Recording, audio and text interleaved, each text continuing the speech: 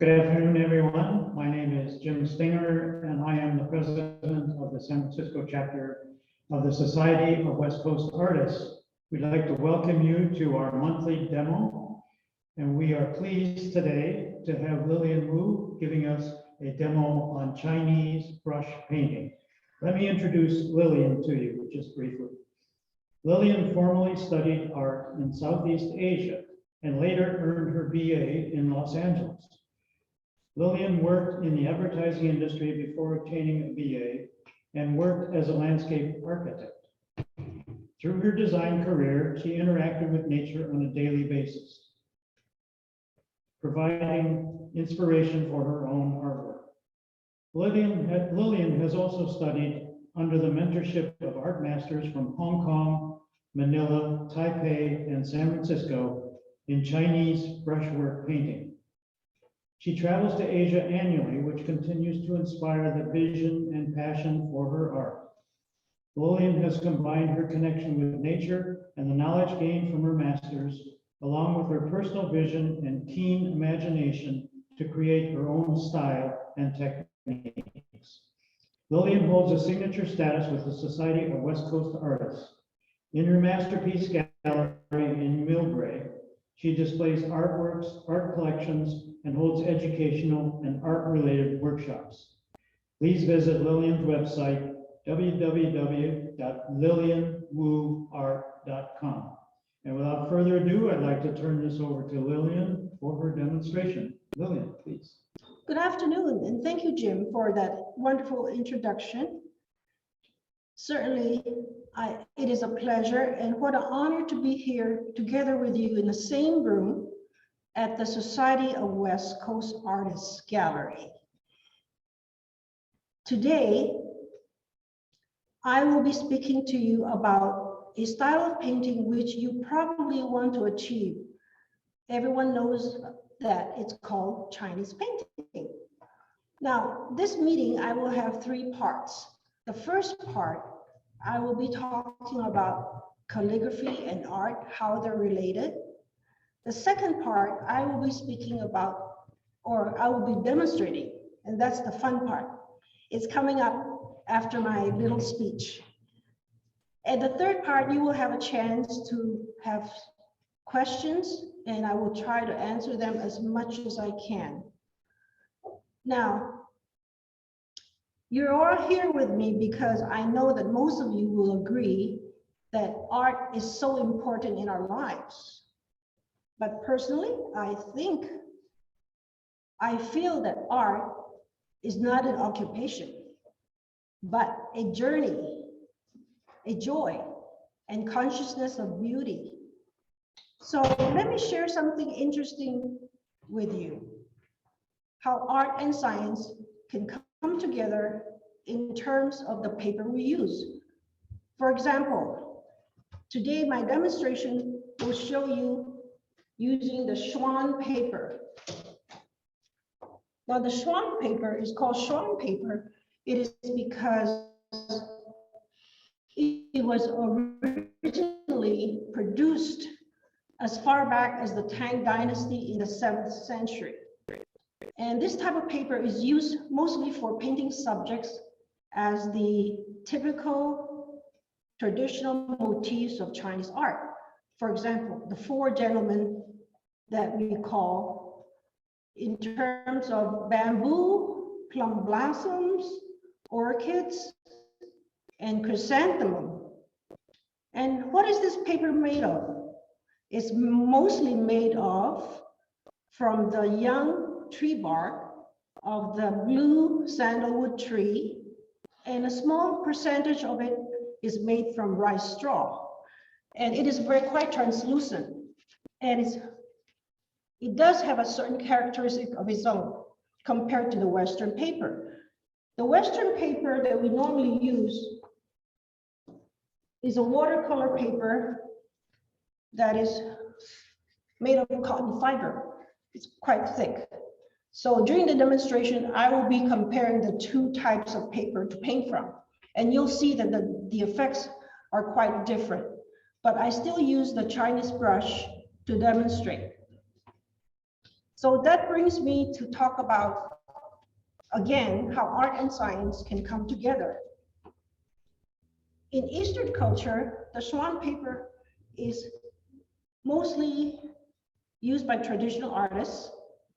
I'm not necessarily a traditional artist. However, because I've lived in California for more than 50 years, I have adapted a certain painting style using some of the Western style motifs, but still using the Chinese brush. Now, in Western paper, the watercolor paper, because it's actually produced in the 16th century, and it is quite new compared to the swan paper, which is made thousands of years ago. That's the reason why I feel that art and science, art is in the brush, the Chinese brush, science is in the science of making paper, which is pretty new. And so the two types of work, if you paint it on the watercolor paper, can be synergized with a Chinese brush and watercolor. Let me show you a couple of examples of paintings that I've used the Chinese brush to do the work, but on watercolor paper. For example, this painting here. Now, when you look at it, you won't know that it's painted with a Chinese brush. But if you see the strokes here at the stone or the mountain, definitely I used a brush that is made of wolf hair. And the smaller strokes are done with a thinner brush. The pine trees here is also made with a thinner brush. It's made of horse hair. Now I have another painting also using the Chinese brushwork to achieve this scene. Well, if you rotate 90 degrees, then they can see it the correct way. Yes, that way. Okay, great. Now the pine trees here is also made with another type of thinner brush, which is also horsehair, but it's not as coarse. I guess the horse, the mane is coarser, the tail is coarser. However, the different areas of the horse makes another type of thinner hair. So if you do the pine trees with this brush, you will achieve this effect. But can you imagine if you use the swan paper, you would probably achieve a different look. So right now, I think I should give you the fun part of the demonstration. And I'd like to show you the setup I have here on the table.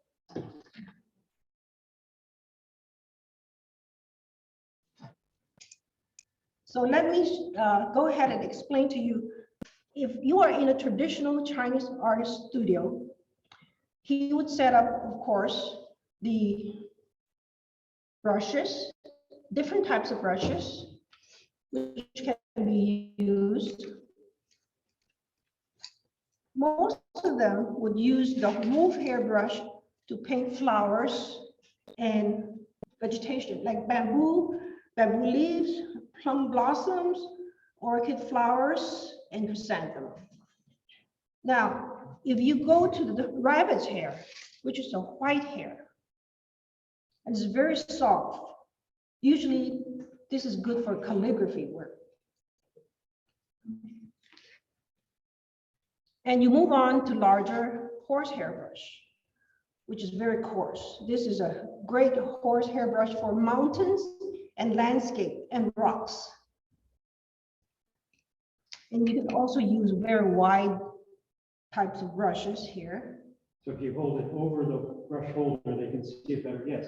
Okay. There you go. The white hair brush, this one is made of a different variety of hair, not just horsehair. It has wolf, horsehair, and some smaller animals in this brush. And they come as wide as 4 inches. But today my demonstration will show you using the 2 inches and the 1 inch. Now, Some artists that are traditionalists would use the ink stick. The ink stick, there's many types of ink stick. The one I brought over to show you is a light colored black ink stick. Now, let me also explain to you how ink sticks are made. Ink sticks are made from pine soot and then with anvil glue, and then put into a mold and baked. And they come in a variety of darkness, black, or light ones. And if you like to grind your own ink, I brought over my turtle, a stone turtle that has a cover. And you can put the water in the reservoir here. And then you can grind your ink. You could use a water dropper, for example, to drop water into the well. And you can control the drops of water through a water dropper and then grind the ink accordingly. And if you want to have a brush holder, the brush holder is great for holding the brush when you're painting. And you don't, if you're kind of a meticulous person, you could line it up according to size. Now, sometimes we don't want to use plastic containers for water, so we would use ceramic bowls, a nice ceramic bowls, a couple sizes like these to wash your brushes. Now, in my demonstration, I will be using contemporary ink instead of grinding my own ink. So contemporary ink comes in a bottle like this. They come in different sizes and different manufacturers. The one I bought is mostly for beginners and for students to use because you use a lot of black in the Chinese painting. Now, I forgot to mention that when you do your Chinese brushwork painting, the Chinese calligrapher needs to learn and practice to achieve the brushstrokes that you're going to do for a painting. Now, most of you will also agree with me that through years and years of practice, you will be able to achieve a strong hold of the brush that would create brushstrokes as straight as a skeleton. So we call this the bone method. The bone method is used for bamboo, and which is what I'll be demonstrating today. So let me start using a Schwan paper. And I forgot to mention too that the Schwan paper is produced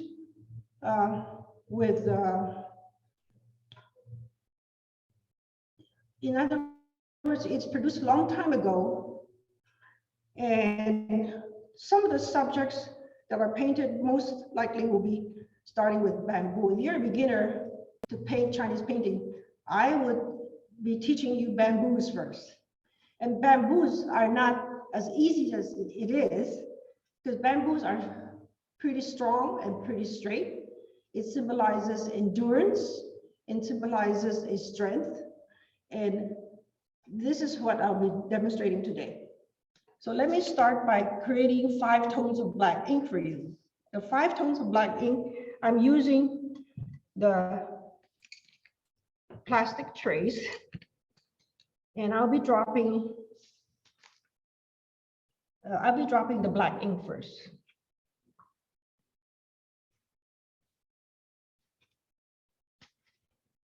On one of the compartments. I used a little tray like this instead of carrying a large tray because there's enough for me to use for 5 tones of black ink.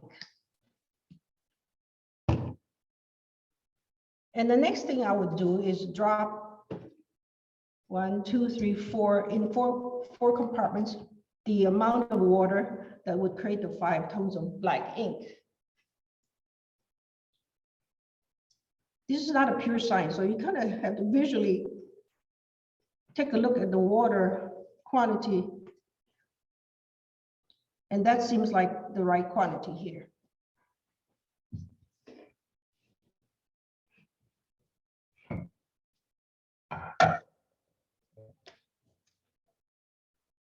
And with this brush like the wolf hair, you could start creating your 5 tones of black ink.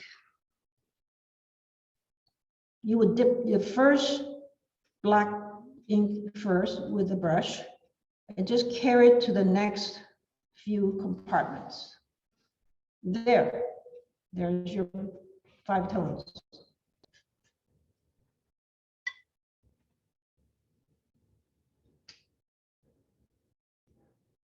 I'm going to go ahead and use the very large 2-inch wide.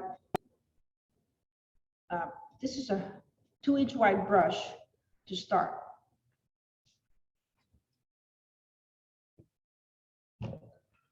Wet your brush first. Make sure you remove a great amount of water from the brush.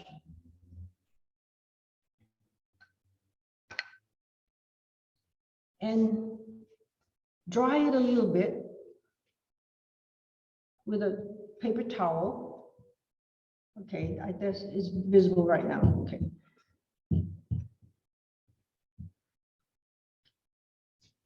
And I have a smaller flat tray here, which I will also drop a drop of black ink here.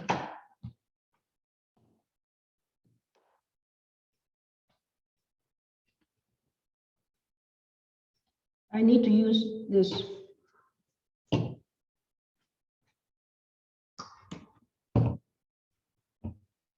black ink to create a trunk of the bamboo. So now that I've dried the brush a little bit, so there's not too much water, what I'm going to do is on the side of the brush, I'll be touching very, very little of the black ink. So when you start painting, you will see. I'm going to turn this up. This is my painting will be a vertical one.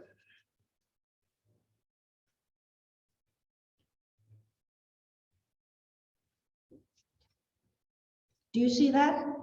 How the sides are darkened? You don't even have to outline it with charcoal or a regular brush. And you just create your next trunk. You gradually make it shorter on the top. Okay. There's my first trunk. The second trunk, I will use this 1-inch wide brush. Same thing. You would get rid of the water first. And this trunk will be behind the large trunk. If you like that effect, you could do the same thing. Just dip black ink on the sides of the brush. And I will, in my mind, try to think about the composition because everything is from memory. So I think it would go across here. I will put a bird right there. So you kind of judge your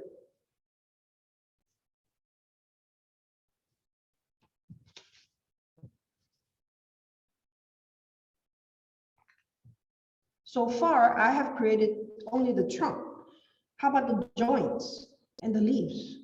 So for the joints and the leaves, I would use my wolf hair brush, which is a medium size. I believe this already has some ink in it. Okay. I want to do it on the second tone.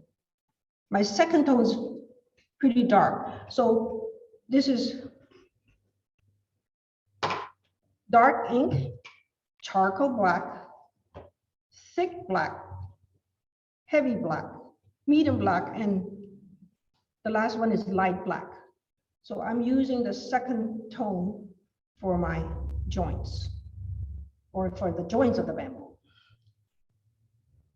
Okay, make sure it's pretty dry. You could dab it on the paper towel like this.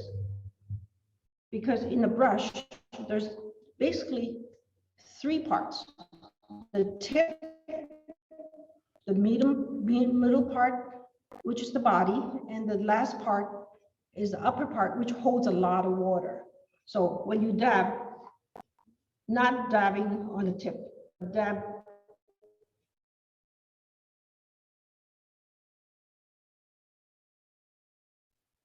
Does the ink dry pretty fast?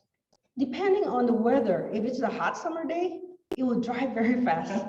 But in a cool weather like this, it will not. Okay.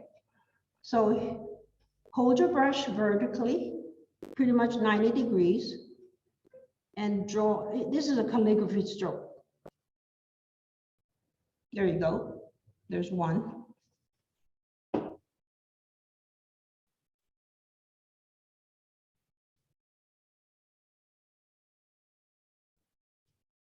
Now you see how it's blending? Because the trunk is still wet, which is fine. It's okay. It's okay to have a little bit of merging, but with the watercolor paper later on, then I'm going to show you, it will not. So I can actually demonstrate together alongside using our Western style watercolor painting. So you'll see how things work. I usually use the smooth side. This is a 140-pound cold press paper. So this is fairly wet, I think. Because this is not absorbent, I might have to put a little bit more water on it. I could just put a little water on it first. Sometimes it's hard to tell, but when you paint on it, you'll see. Doing the same stroke. See? Because this paper is not absorbent, I really need a lot of water. So I might have to just wash the brush and start to give the brush a lot of water. I don't even have to dab it on the paper towel. Okay. Let's see what happens. Maybe it's very dark. We'll see. Wow. What do you think? Dark. Very dark. But that's fine, because this is a dark bamboo. You see how it's blending a little bit, but not so, because I dabbed quite a bit of black on the side of the brush. Now for the bamboo behind, I'm not going to make it so dark, so I'll wash it a little bit more and dab it on maybe my fourth.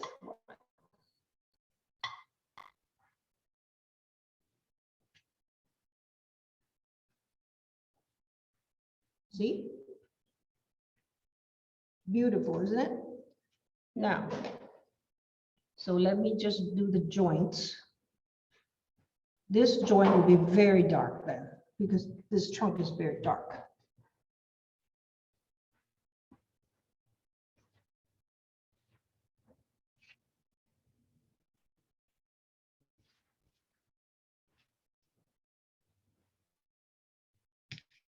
Since art is very subjective, you probably say, okay, do I like this better or do I like that better? So it's up to you. Let me go back to my traditional shrine paper and add the joints to these bamboo.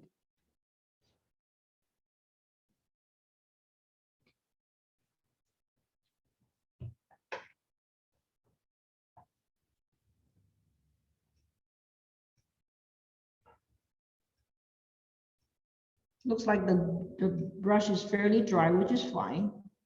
It all depends on the pressure you press on your paper when you paint.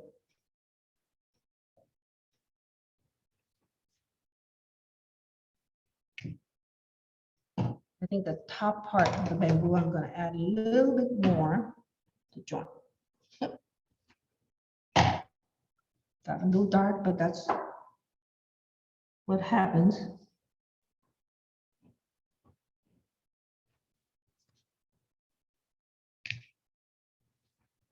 So next, we're gonna do the branchlets, the small branches.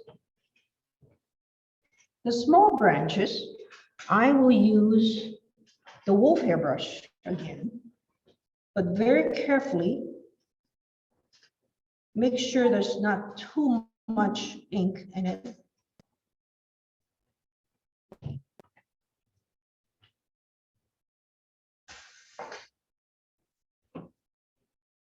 So as you know, bamboos grow alternate, right? So my branchlets will be alternately placed, holding the brush in a 90-degree quick. It's fairly dry, so if that's too dry, dip it in the second one. There's more water in this one.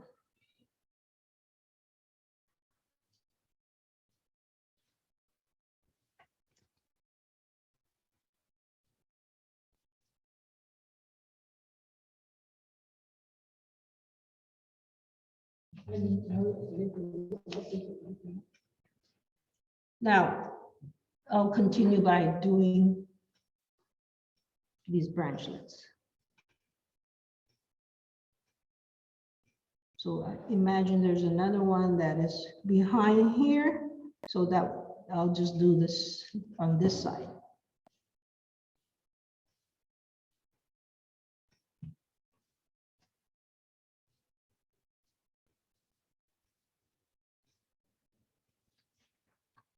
Let me go to our Western paper and do the same thing. Now, this one, I don't have to dab it on a paper towel because it needs a lot more water.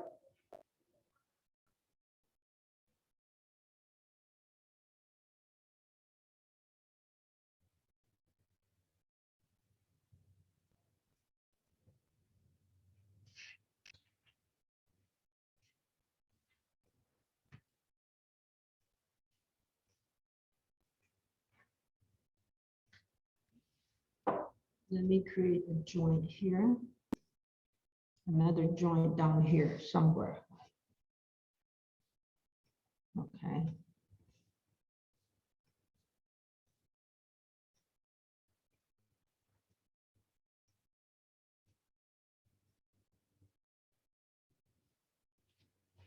So we've completed the structure of the bamboo with the small branches and the joints. It's time to create or paint the leaves on it. So for the leaves, I would start with washing the brush clean. We haven't used colors yet at this point, but we will use colors when we get to the bird.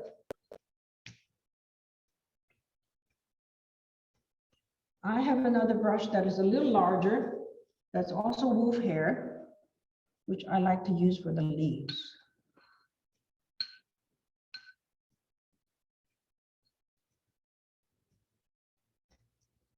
I'm going to use the last lightest tone of black ink for this one.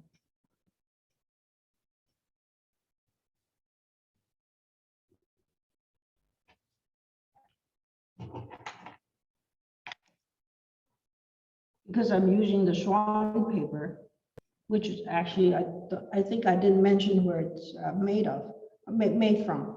It is in the city of Suanzhou and in the Anhui province in China.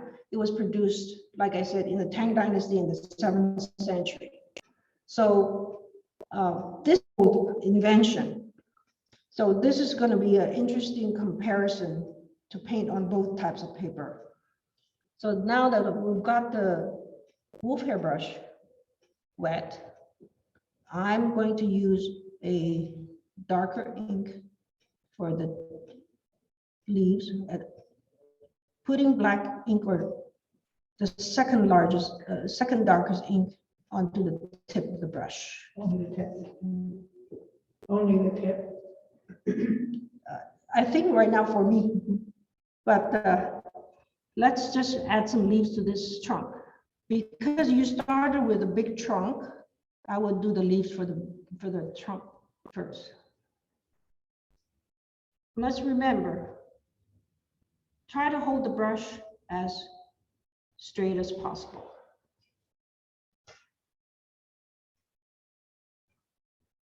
I can see my brush is very dry, so I'm going to add a little bit more water to it.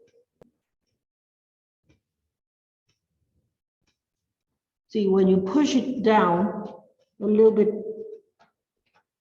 with more pressure, it creates a different shape of the leaves.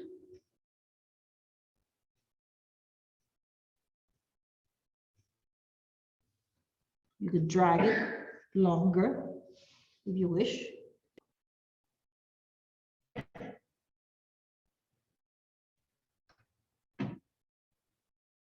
Usually in threes, or I beg your pardon. usually in three leaves together, or does it matter? Aesthetically, 3 is good, 5 is good, 4 is not good. But sometimes in nature, there's 4. But for beauty purpose, I use sort of a principle of 3 and 5s. And make sure your brush hair is fairly straight.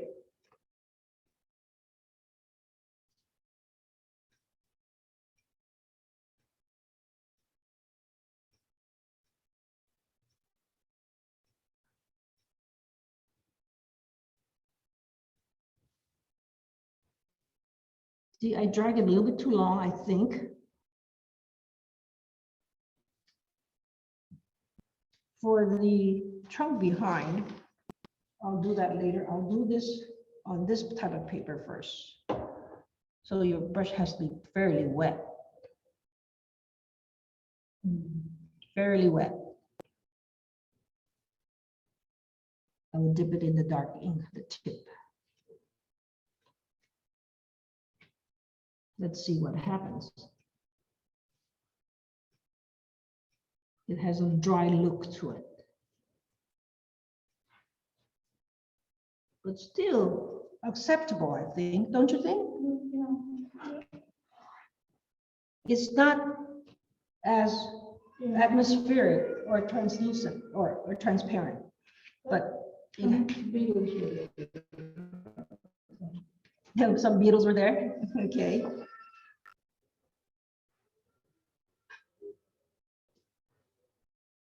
I think it's fairly dark in this bunch of leaves, but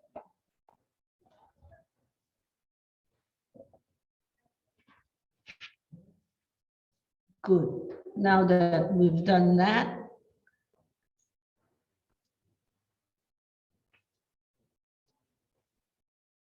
let me go back to my medium hair brush or medium size. And the brush is fairly dry. Good.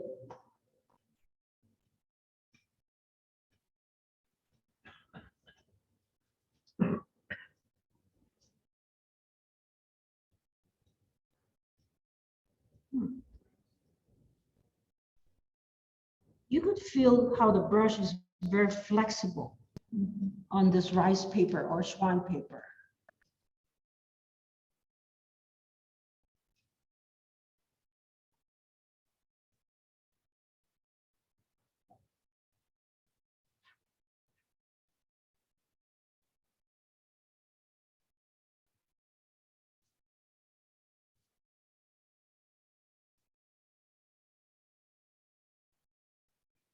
Continuing, finishing up the leaves.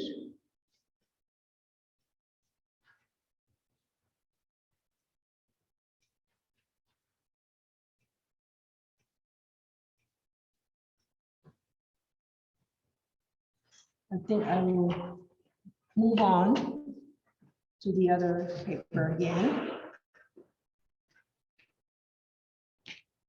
Now this time, since the paper is very thick, I need more water in this one, in the brush. So I'm going to use the 5th tone,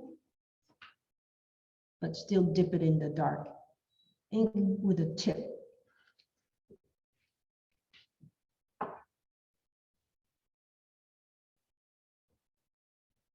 Ooh, fairly dark. It always dries lighter. It will, huh? That's good to know. So there's some flexibility there. Sometimes if you feel like it's got too much darkness, you just have to put the tip on put the water on the tip of the brush and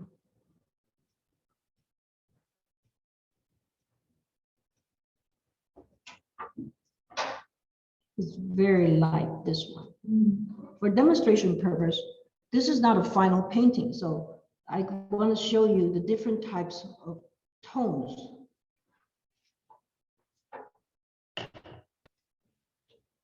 Before I move on to the bird, let me show you a painting on that I've done with 5 tones of ink, which is a different subject matter.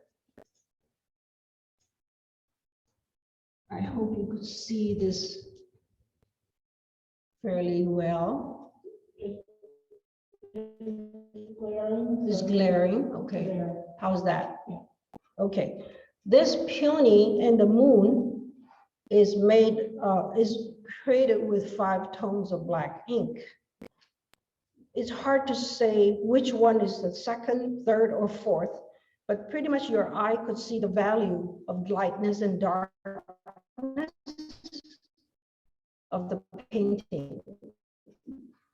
So you don't have to have colors in it. Turn 90 degrees. Turn 90 degrees? Yes, that way, yes. All right. So this is another way using monochrome black and water to create painting. Okay. Yeah, you can take a close look at it. Yeah.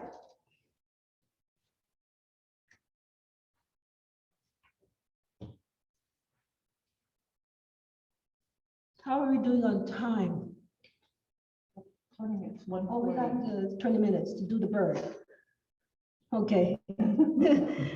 Let's get clean water for color. As much time as you want. Great. I know the bird will take a little bit time, but that's fine.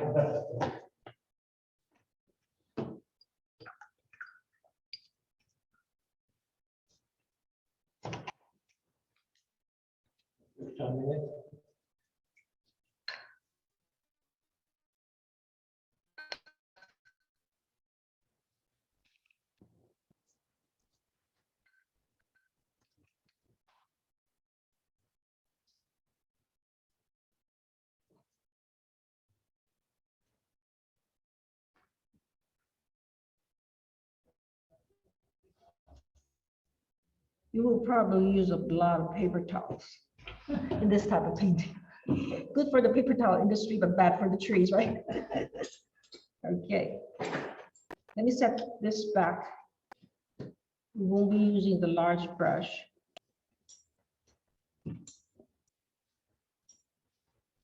I need to wash this a little bit better later on.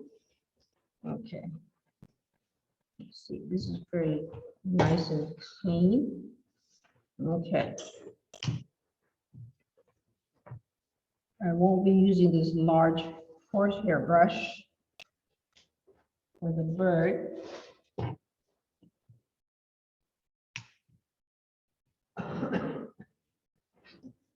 Let me switch over to another tray to squeeze out colors for you.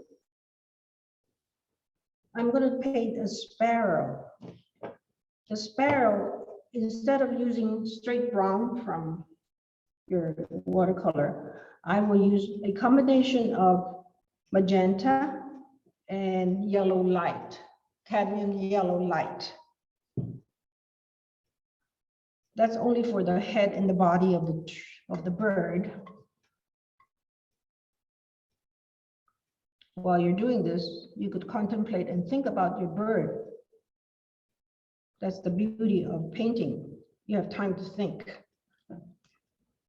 These are watercolors that you're using? Yeah, I'm using this tube colors of Western style for Western style painting. Okay, I think I have enough colors there.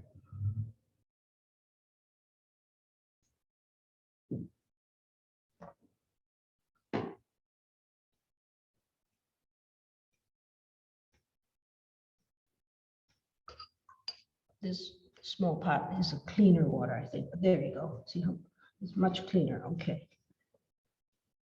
You want me to change the water for you? That'll be great. Just a big one. Yeah. Thank you so much. Yeah. Okay.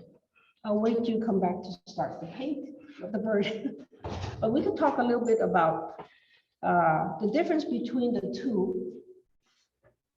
You know, I personally cannot achieve the same effect with this Western style watercolor paper, but it's easier to paint from. It doesn't bleed as much, but it doesn't have the look of from this paper.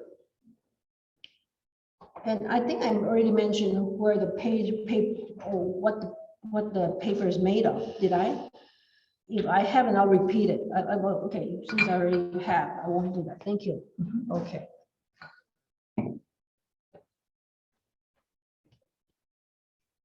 Let me get the clean water now. Make sure it's very clean for water, for color. And Lillian, is the ink staining? So it wouldn't be something you could erase? Oh, you mean the black ink?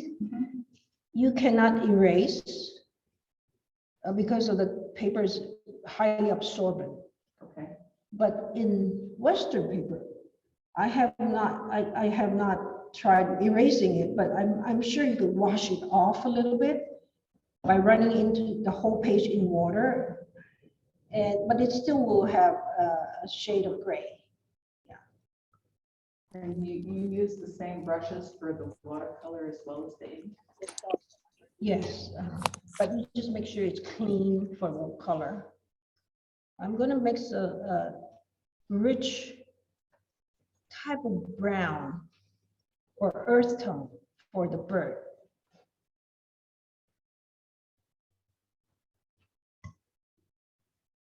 Let's see, you can see it. Yeah. Okay. It's like a sienna color. Okay. Get rid of a lot of the liquid from the brush. And we test it. Okay.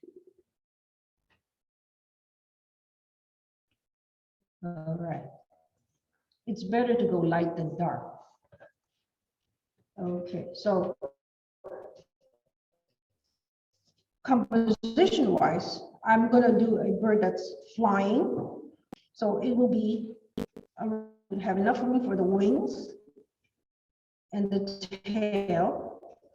So this is kind of tight here. I could have it lower right here. So there's a lot more room for the bird. This is a style of painting originating from the Lingnan school. I don't know if you've heard of it, probably. It's a style of painting that originated in the south part of China when it's more Western influence. So they started to paint not like traditional style, but very free, using just the brush without sketching. But as I said, you need to practice and learn the strokes before you could try to attempt painting that is traditional. Okay, let me start with the head.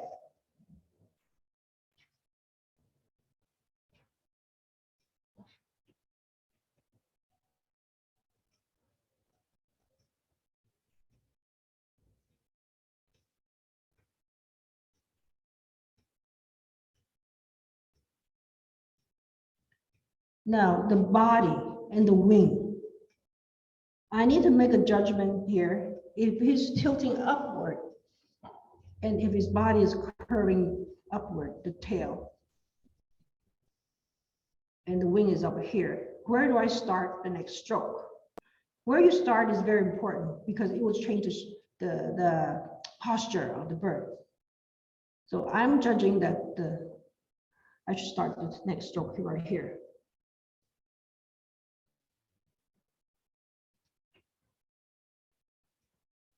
So that's the body. This is part of the body, yeah, and part of the wing, yeah. Okay.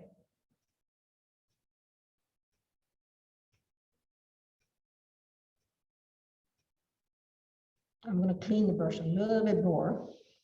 It's pretty clean. Okay. I'm saving this light brown for something else. I'm not sure if I will be using it. And I will just save it first. Okay.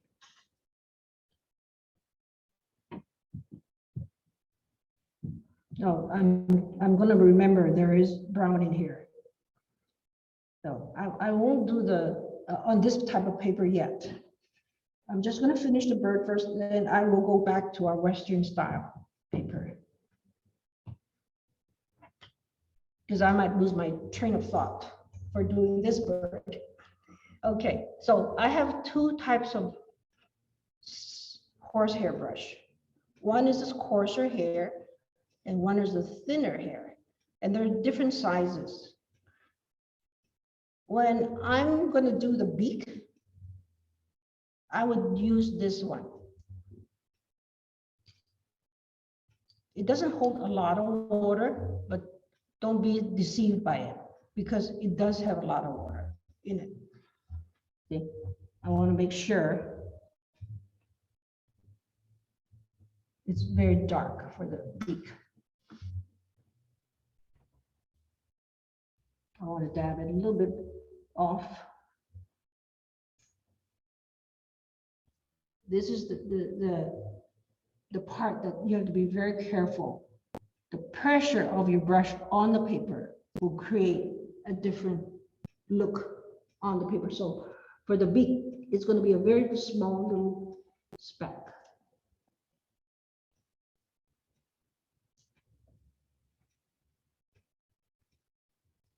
There.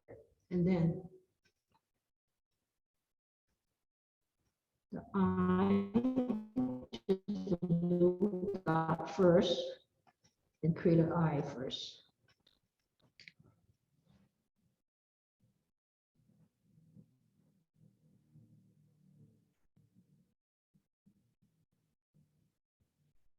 Let me check there. Not too wet.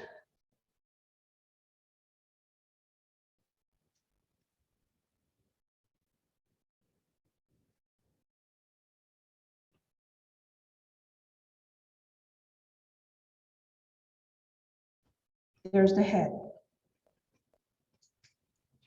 Now for the wing, I'm going to use this other horsehair brush, which is a coarser hair.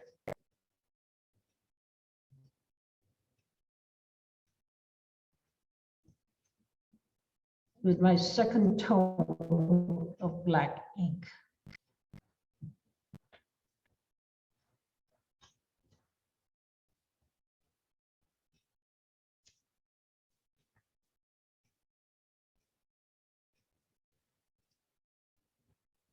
I can see that it's very dry, so I'm going to use a little bit more liquid in it.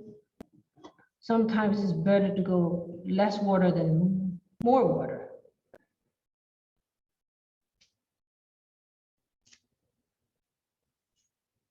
There. You see how that created that little, the wing look, how the feather is coarse. You could, with one stroke, you could create that white space. This is called a flying white. There's a term for it.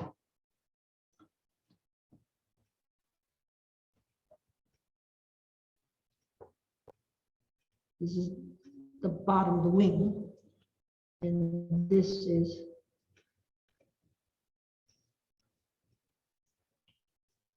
the finishing touch of that part of the wing. Well, now I'm gonna go to this wing here.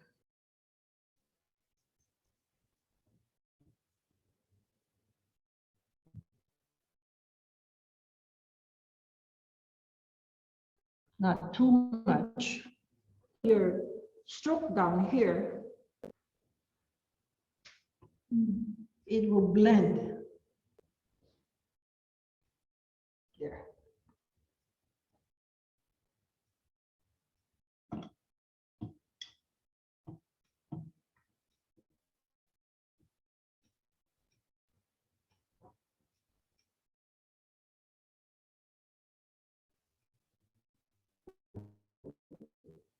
So for the tail, V, and that first,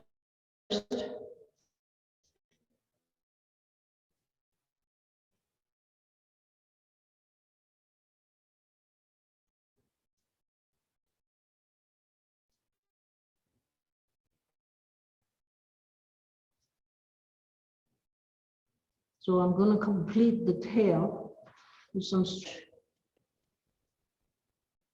there. So you still have the neck and the lower part of the body. I'm going back to my other brush for the thinner strokes or thinner line work.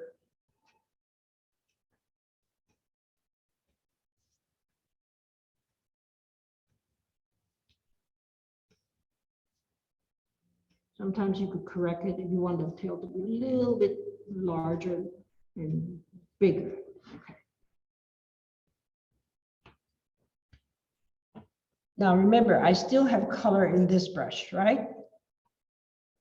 I'm gonna, oh yeah, here's what I want to use this last stroke for.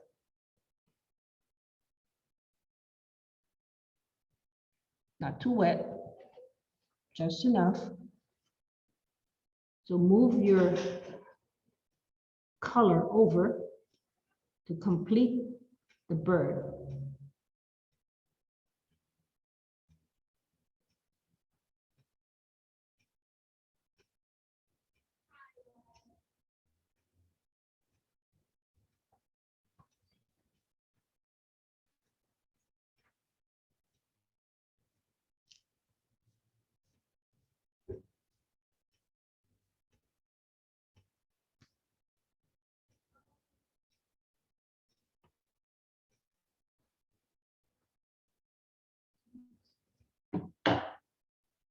And now I need to give it some feet, right?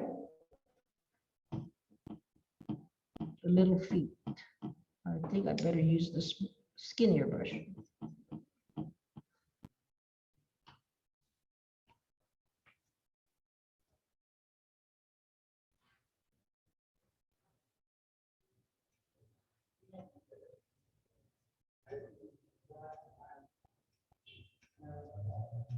And the sparrow has some dots.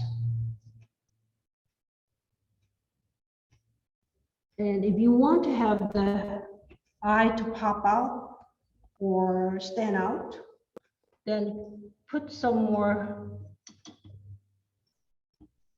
medium black ink onto next to cheek, but be very, very careful because it can bleed, but with a very light touch. Draw around the eye. Give it some black ink and definition.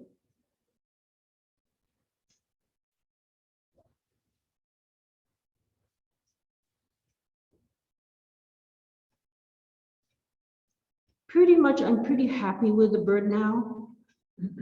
The less is better. Don't do too much. Okay. Let me go to this paper here and see how the bird would look like. Since we need a lot more water, We're gonna make another brown here, or sienna.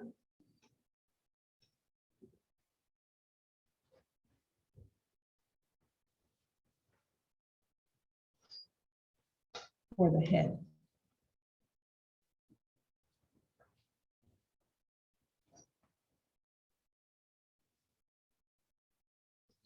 It does have a lighter tone because the paper is not absorbing too much water. And see how it settles onto a little.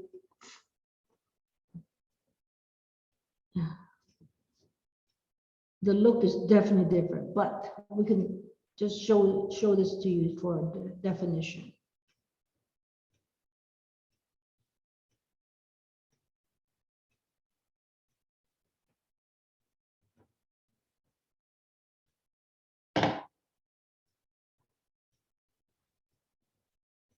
We're going to do the beak.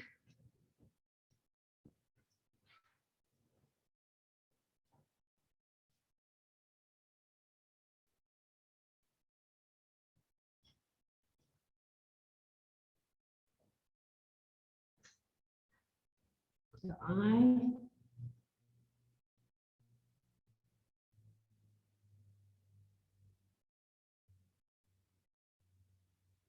The jaw.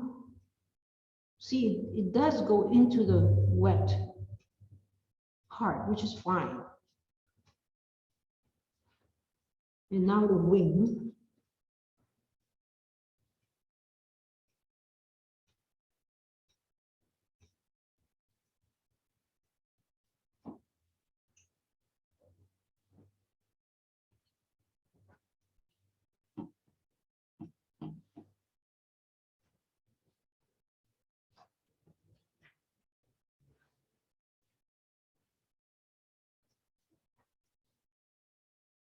The tail.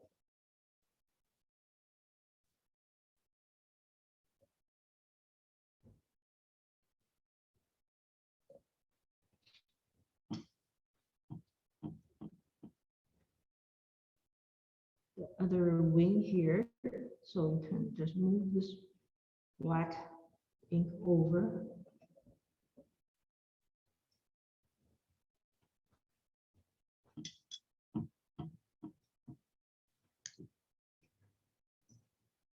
Getting more dark ink with a horsehair brush, I mean.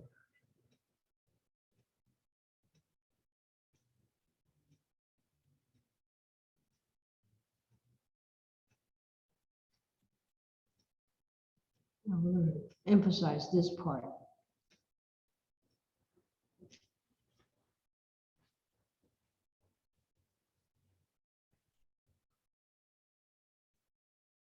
The wing of the lower part.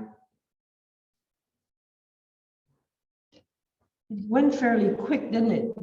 Just doing the bird. Okay, so now let me just finish up the bird's body.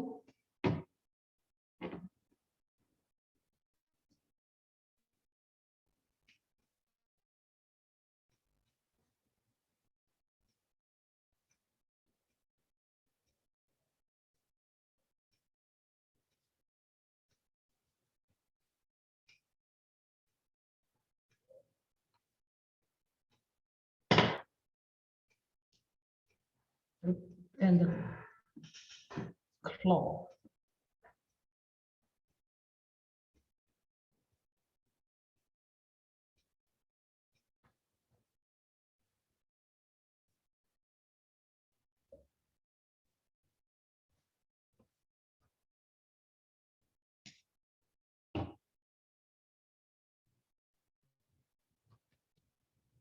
Move the color over to connect the tail. And we need some spots for the sparrow. It's a little bit too dark here, but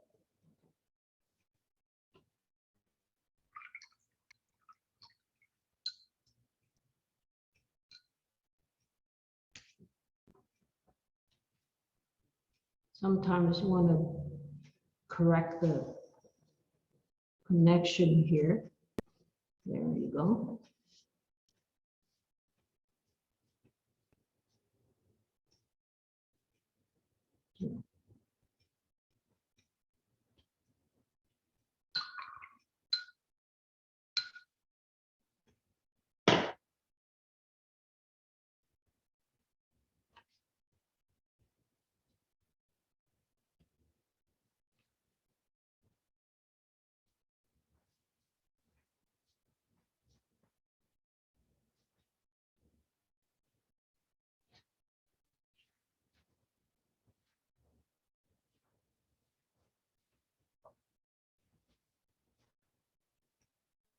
around the eye. You want to make it a little bit darker.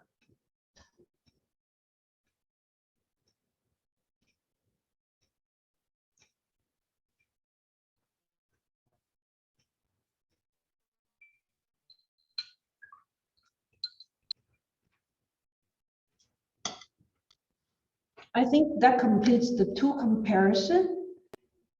And I actually want to share something about art and science in this case, because the art of painting with a Chinese brush is the old tool, and the new is the science of the paper making of our Western paper. So when you look at this painting, you will see both the art and science working together. The Chinese brush, which is invented thousands of years ago, but the paper is fairly new. So we're synergizing both types of tools, both types of things. So it's kind of fun to try new things, isn't it? So I think we could take a break right now. Huh? Yes. Yeah. How about if we take a 10-minute break and come back at 2:10? Great, thank you.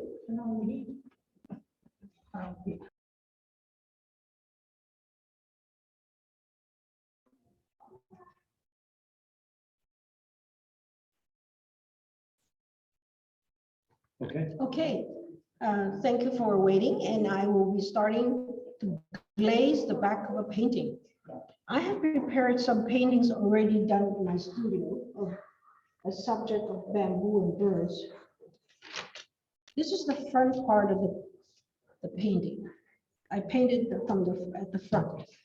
So for glazing or adding background, you wait till the painting is dry for a day, and then you turn to the back of the swan paper and spray it with water first. So clean water. Let's see, it's good. You spray the whole paper and saturate it evenly. Sometimes if you don't use a spray bottle, you use the brush to put water on, but I like the spray. It's kind of fun. And make sure it's all saturated. Don't worry, it will not bleed any of these images in front because it's been dried for 24 hours. If I attempt to do that one, I just demonstrated, it might be a little bit tricky. Okay, so that's great. So now it's all saturated with water. I'm going to prepare my background. I'm going to think, okay, is this going to be a daytime scene or is it going to be a nighttime scene? Most likely a daytime scene will be good for this image. If it's a sunrise, then we will have some reds on it. And if it's a sunset, probably have some lavender on it. But I'm going to do sunrise then. So I use my cad red. Let me see, here's my cad red. Okay. I need a clean palette here. It's best to have a larger tray, which I did not bring, but if you have just a plastic tray, I could just use one of these compartments. It's fine.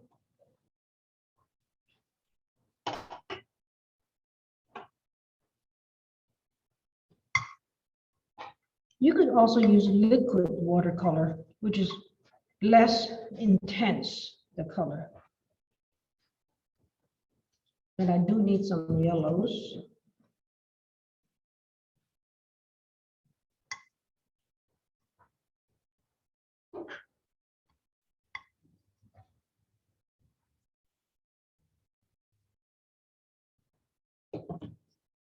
And I would use the white brush, okay, to start with.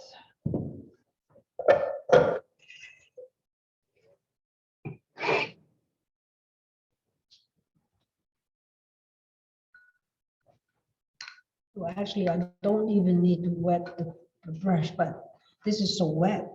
but I want to dilute this red into pretty much light red. I have some black in it, but that's fine. It's going to be a pretty dark red. Okay, let me test it. Okay, have to wash it a little bit more.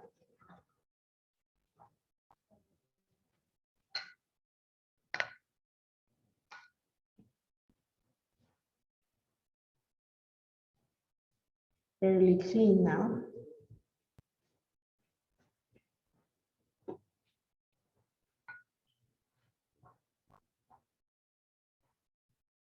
So let's think about the composition of where the sunrise should be. If the sun is going to be over the bird, that's not too good. You don't want it to be exactly superimposed over the bird, maybe behind the bamboo, somewhere here. So I start with doing a circle. Okay.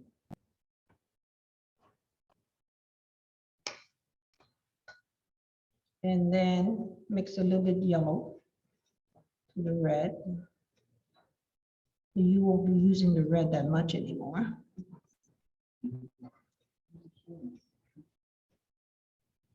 And brush over the paper with your yellow orange that you've created. But be very, very careful because this paper can break. So when you brush over it, gently go over the paper, very gently. Behind the bamboo trunk.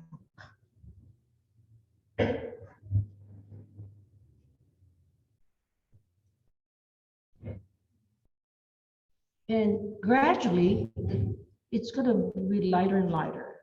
So there's the ground. We don't want to do the ground.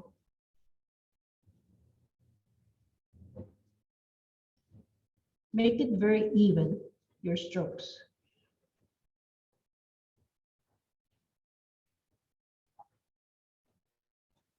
Push the paint or push the color away from the paper.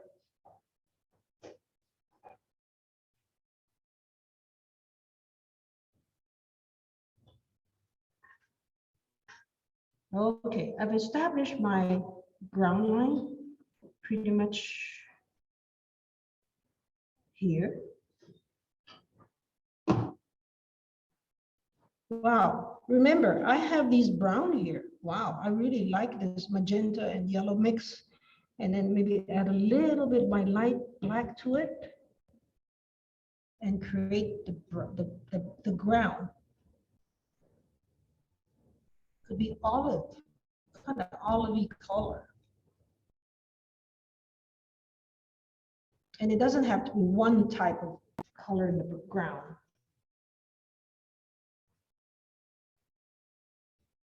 Darker around the trunk.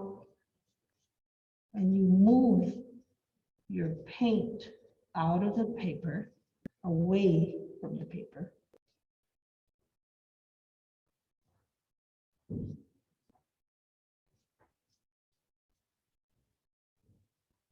And if you want a lighter glazing, just wash the brush a little bit. Then you can still dip it in your ground color.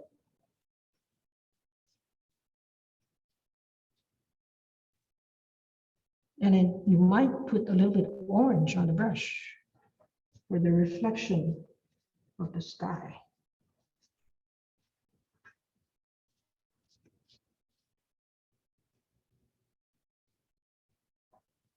And try not to go over the bird, but if you do, it won't hurt it a little bit. It won't hurt it at all.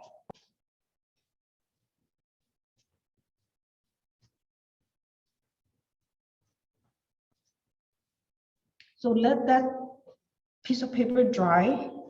And sometimes what I would do is When it's fairly dry, I move it to another white piece of paper to let it dry. But right now I can't move it because it's gonna break the paper. So now I'm done with the demonstration of the glazing. What I'd like to do is show you some pictures of what I've already glazed in some paintings. I don't know if I show it to you here, Yes. like this, or is it, I can't put it on top of the table. I'm now on this camera if you want to show it. Oh, that way, okay. yes. How's this one? Do you see the whole picture? Yes. Okay, this is heavy glazing.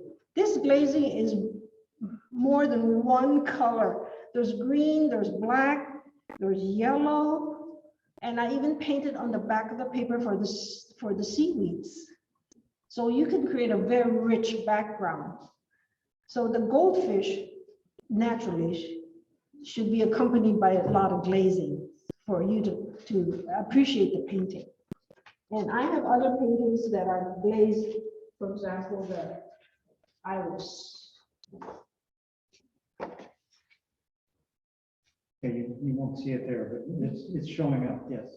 Oh, okay, it's showing up right here, this Yes, position? that's good. Okay, this glazing is done over with a vertical movement of the brush, not horizontal. So you see some of the highlights that's white between the blue glazing. Mhm. And because this is a garden scene, sometimes you have sunlight. You don't have to make it so even. So this is what another type of glazing is for garden scene. And I have another very bright glazing behind another iris painting. Yes. This one must be during sunset. Very, very bright light still. So you can create your glazing according to what your atmosphere is going to look like. So this is the fun part about painting. You don't have to be stuck with the tradition.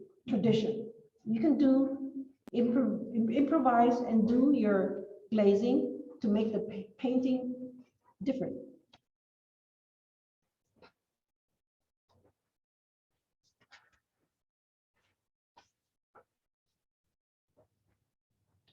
So we can open for questions right now, if you like. Most of my questions. Mostly I'm interested to hear about the different kinds of swan papers and what they use for and what instances. Okay, because swan paper is the basic paper that is for beginners. Yeah. Because it's very difficult to paint with. That's why most teachers say, okay, I'm not going to give you the fancy paper that has more thicker, because they come single swan paper, single layer, like the one I'm using, and then double layer, which is sized so that it doesn't bleed as much. Because it doesn't bleed as much, when you practice on it, you won't get the feel of how the image would look like. And because you need to practice on the paper that's the hardest for you. Single, yeah. And then there's other paper that is made in Taiwan called Meirong paper. It is very heavy and it has a lot of cotton in it, but it has a different look. I do have some paintings that I painted with that. And I don't have it today with me, but definitely I can show you in my studio the many types of paper that I've used. I have a portfolio here, but it's a little bit glazed, I mean, bright. If I put it over here to show you. I wonder if this would show. Tiger Years next is coming up. So I have a whimsical tiger painting. Let me see if this will show. Good. Yeah. Good, yes. Is that good? Yes. Okay. So this is a cute little tiger that I painted. It's great for a child's room. And I've glazed it in the back. with a lot of colors. Do you want to, okay, rotate it. Oh, again. rotate it? Yes, like Oh, that. it should be the way you see it. Oh, The other way. Then we- oh, I see. No, turn around. Okay, instead of. Now hold it, oh,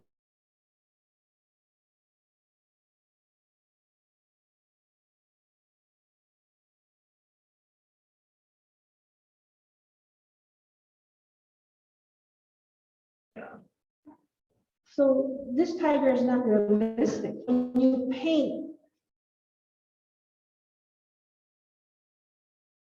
a subject, you have to at least know the nature of the subject, kind of memorize it, or you could refer to photographs, but it will not be exactly the same as a real tiger. But you still know it's a tiger. Let me see if I can find some things that of interest to you. This is another painting that is kind of traditional, but using a lot of colors. Let me see. down, Down. yes. Okay. This is a peony. You know, peonies are typical subjects of Chinese painting, but I didn't use a traditional brushstroke. I sketched the peony first. Sorry, you're showing the peony? Uh-huh. Then you want to have it up, sorry. You want higher? Oh. Yes. That good? And turn it just a bit, there's a lot of glare. There, okay, good. Okay. And up a little higher if you can. There. Oh. Okay. Okay, you sketch with the brush, the outline of the petals first. I did not use black in this case. I only used watercolor. And then I painted the petals with light color of the same, of what a peony would look like. All right. But it is done in swan paper. Okay, let's see if I can find another one. Oh, this is a traditional one. And if people want to ask questions, they can put their question in the chat. Yes. Okay, let me just show this one. I wonder if this one show. Yes. Okay, this is another traditional motif of peony, but it is sketched first with light black ink and then filled up with white. And the butterfly is also sketched with the brush. But the subject is very traditional. And this is not glazed in the back. Not glazed, and we use white, Chinese white paint. Painted white, yeah.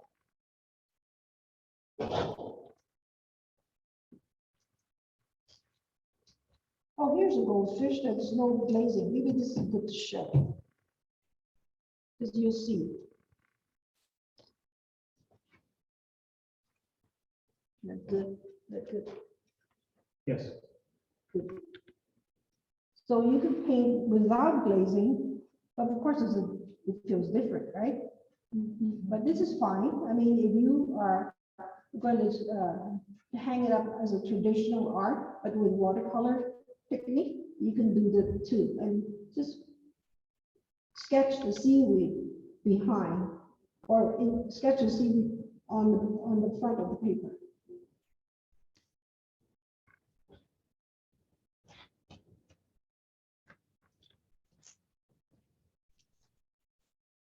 And some of you would like to see a landscape. The landscape I'd like to show you is this one. I'll do two of them, but they are traditional with black ink. That good? Yes. Okay.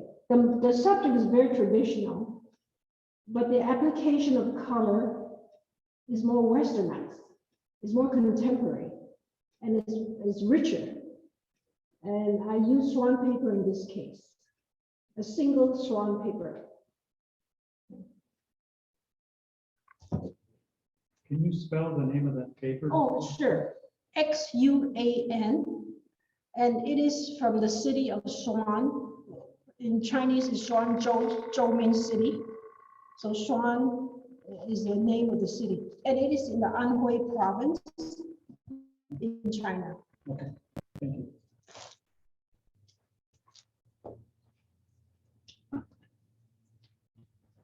I'm choosing some of those images to show you. Oh, this one is good to show. Okay. This one is a bird on a rock. I don't know how that would show.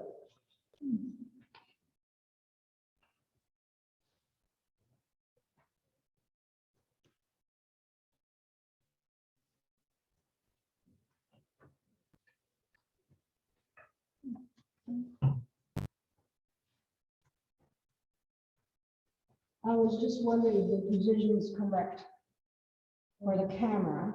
It depends on the camera. That's nice. It's okay, Jim? I'm sorry. That's what you said, okay. I was typing, I'm sorry. Oh, Yes, that looks good. that is the Yes, rock. It's actually traditional style.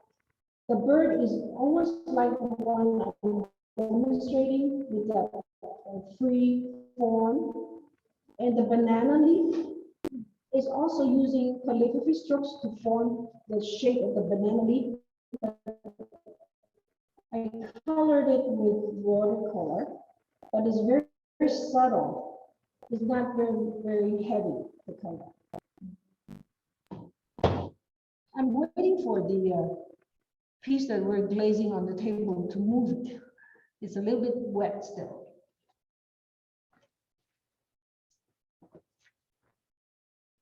Okay, I will show this peach. Peach is very, Dynamic. very, very nice. very Yes. interesting to show because peach denotes longevity.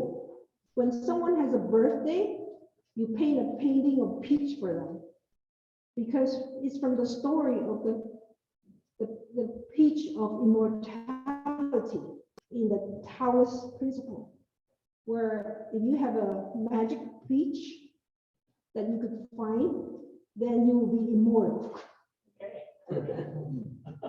Okay, I think I'm open to questions now. If you have some questions from the chat room, I can answer that today. Questions? Yeah, okay, so we have something here from Susan Chan Egan. Love the demonstration of how Chinese painting concepts and techniques can be daringly combined with those of the West, a new kind of sensibility. That's from Susan Chan Egan. And Sabrina Wu says, thanks again.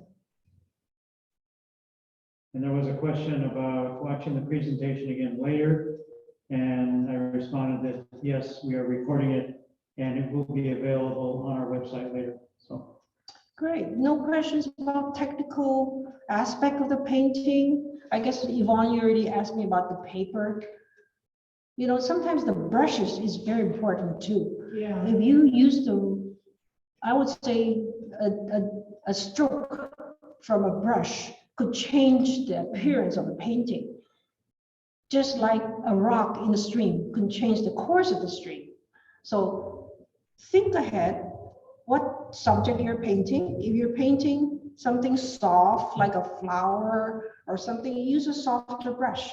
If you're painting a rock, you definitely would want to use a horsehair brush because horsehair is coarse. And then it's more expensive too. Horsehair brushes are expensive, but wolf hair is less, is more economical. That's why when most students start learning to paint with Chinese brush, they start with the wolf hair. So how important is the background velvet paper, velvet, yeah, that felt? Oh, that's right. I would like to mention about the black felt. They have two types of felt. One is white and one is black. The black one generally is used for calligraphy work because we only use black ink. But white felt, because when you paint on white felt, the white felt becomes like a spotty, because you'll be painting spots, painting color on the white felt. So I prefer having black. So it's a personal preference. So is it have different weight or is it just? No, not different weight. Actually, it's the same weight, and they come pre-cut, different sizes. Yeah, they come as large as this table, or as small as a 16 by 20 inches size. And also, you might want to make sure that you have the right tones of ink, the right black tones of ink, because each tone could generate a different look. Like the leaves of the bamboo is a light color, and the trunk probably is dark. Well, not too dark because the joints are dark. And it's like Chinese painting is made mainly from memory. So you study your object first, you observe nature. There are 6 principles. I like to mention that too. There's 6 principles that you need to remember. The first principle is when you paint your painting, or you have your painting, you should have vitality, meaning it should have spiritual resonance. So for example, my sparrow is really not like the real sparrow, right? But it has the feel that it looks like a sparrow. The second principle is you like to have the technique down pat. So you're handling the brush in certain degrees, 90 degree, 45 degree, 30 degree, or real flat will create the strokes. So you need to master the technique of holding the brush. And the third principle is colors. If you want to use colors, there's lightness and darkness, different tones, and make sure the color corresponds to the nature of the subject. And then there's the principle of it's okay to copy your old master's work, because without copying, you're not trying to imitate, but you're using them as a reference so that you can paint something like a landscape with the rocks. There's certain types of ways of doing rocks and doing trees. So that's some of the principles that I try to remember when I paint. All right, so if there's no more question, I guess. So I have a question. Oh. The black ink that you use, once it dries, is it permanent? Yes. It can't be washed off with water. No, it cannot be washed off with water. In fact, if you mention ink, some people ask me, can I use the Indian ink? You know, the Indian ink for writing? I said, I don't think it's the same. This particular ink is manufactured a different way. It's made of the charcoal of a pine soot. So it's not the same. What about Sumi ink? Is that similar? The Sumi is just the same ink. It's just another name. Yeah. Okay. It's another name. Because Chinese and Japanese painting are very similar during the days of Tang Dynasty, because they help each other. Yeah. And then they develop their own ways afterwards. Yeah. Yes. Yeah. Yeah. I mentioned that we're gonna have a workshop. You wanna- Yes. Yeah. That's a good idea. Yeah. But just Sharon wanted me to share that next month's demo, I'm going to be demonstrating fish prints, which are prints with rice paper on the top of fish. So you can look forward to seeing that next month. And I'll use Sumi ink for that. And you'll be using colors too, I imagine. Yes, and I will Yeah. use color. With a real fish, huh? Yes, Wow. yes. It's gonna be fishy. Yeah, it sounds very fishy. Yes, it is. I do want to mention Lillian's workshop Yes, and of course, we should mention that Lillian will be giving the workshop on May 5th and 6th. Oh, actually, March. I'm sorry, March, yes, I got it wrong. It's March 5th and 6th, which is a weekend, Saturday and Sunday. And it will be in person only, assuming that we can have an in-person workshop. But she likes to teach in person so that it's easier to see the brushwork. So we will be having that workshop on March 5th and 6th, and there will be information coming out about that from SWA. So look for that. Okay, That's going to be a good workshop because I'll be showing you a lot of different types of paper. And you could feel the paper and you could feel the brush and you could see my strokes on how it's done. So that will really be highly beneficial for someone who wants to use the Chinese brush strokes painting a watercolor painting. I've turned the paper around. let me, Yeah, I've turned it now around because it's fairly dry. And unfortunately, I had some black ink on the felt, which is, I don't think is objectionable. You could, when you frame it, you could just remove it. But sometimes it's best before you do the glazing to make sure your felt cloth is fairly clean. When it's dry, the colors will be a little lighter. And if you don't like it too light, you could reglaze it again.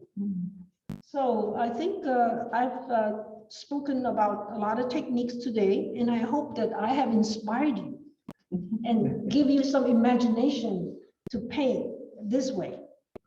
And that's so nice that Society of West Coast Artists has invited me. And this is great because virtually I can be in one room together with you and still, share my experience in painting. I have one more comment here from Sue Hatfield. Thank you for letting me know about your presentation. I am motivated again. So, Okay, Oh, There thanks, you go. Susan. Yeah, Susan Yeah. was one of my students at the CSM continuing education class. And she actually has picked up a lot of techniques after she probably attended at least 5 classes from me. wow. So thank you, Susan, for mentioning that. Okay, and thank you so much, Lillian. It's a very interesting demonstration, and we look forward to your workshop. So Great. thank you again, and that ends the demo. Yeah, thank you. we'll see you soon.